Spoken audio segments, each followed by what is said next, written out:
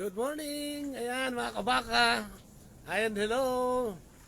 At welcome po sa ating programang Kape at Balitang Kaligtasan Mo o Kaligtasan natin. Andi dito pa rin pa tayo sa Zambales, no? Sa Zambales, ayan. Yung beach nasa likod natin. At ikatlong araw natin dito. At mamaya uwi na tayo. Amen! At syempre ang reading natin ay galing kay Matthew, no? At ito yung Fishers of Men, kung saan naglalakad ang ating Panginoon at nakita niyang una si Pedro at saka si Andres, no?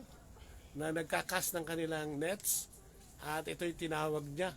Sinabi niya, sumunod kayo sa akin at gagawin ko kayong tagapamalakaya, no? Ng mga tao. At paglakad-lakad niya pa sa bandero, nakita niya rin si John, ano? Tsaka si James, no? Yung magkapatid din, anak ni Zebedeo. At inaya din niya.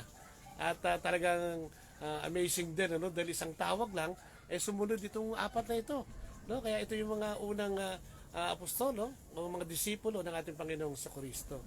At ano ba ang binabadya natin yan sa atin ngayon? Ano ba ang ipinapahiwatig niyan sa ating mga buhay? No, siguro matagal na tayong tinatawag ng Panginoon, no? Ngayong araw na ito ay kinakalabit muli tayo, no? At niyayaya sa kanyang ministry, no? Yung mga ministry ng evangelization, no? At sabi nga niya, no, naglalakad siya, naghahanap siya, no?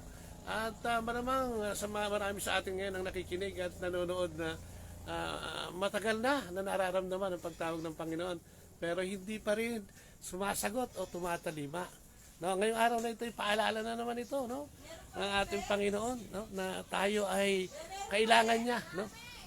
Kailangan niya sa sa kanyang pag-evangelize, ano, o yung pagpapalaganap ng mabuting balita. O di kaya, no, kung tayo ay tumalima na, nararamdaman ba natin na kung minsan ay meron din tayong misyon o may ipinakakalabit sa atin ang ating Panginoon para ilapit natin sa Kanya at maghayag din ng mabuting balita, no? Marami tayong mga kaibigan, marami tayong mga kapatid, kamag-anak at kung sino-sino pa, no?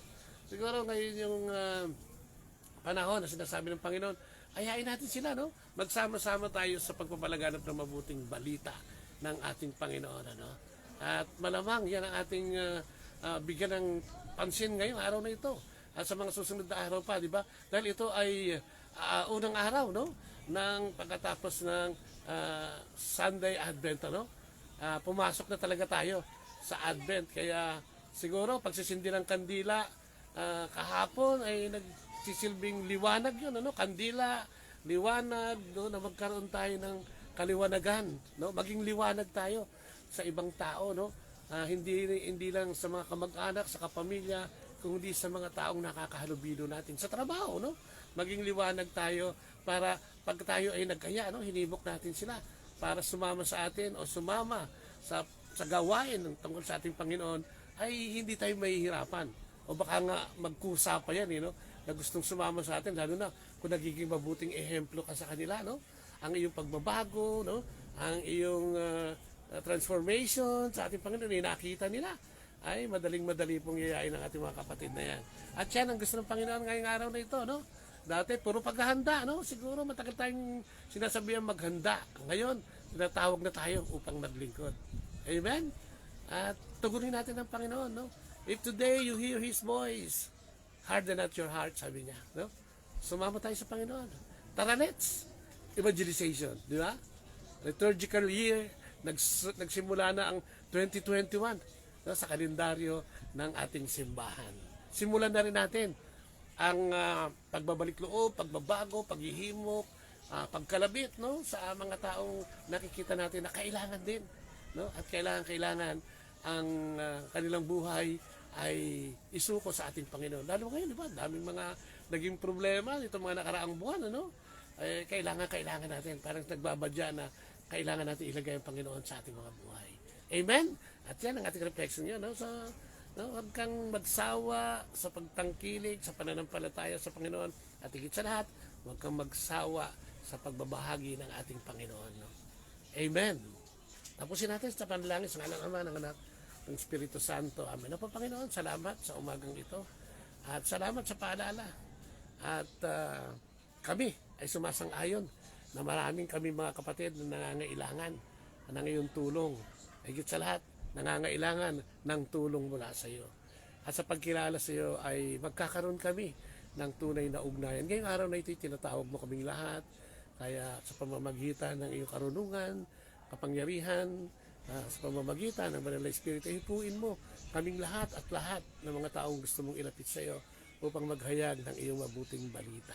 Salamat po sa kanabit na ito at paalala na naman na kailangan kami maglingkod sa iyo para ikaw ay makasama namin sa araw-araw ng aming buhay para maging mas maayos ang aming buhay, pamilya, pakikipagkaibigan, pagtatrabaho at bilang individual, Panginoon. Maraming salamat at muli kami ay susunod sa iyo. We will follow you, Lord God. Your leading, we will follow your leading in our life.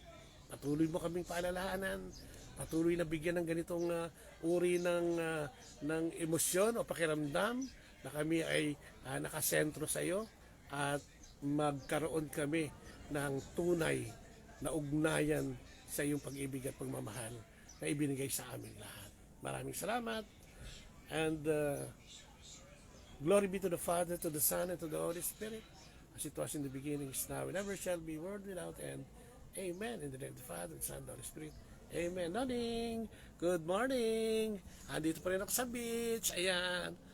So, bye-bye. God bless.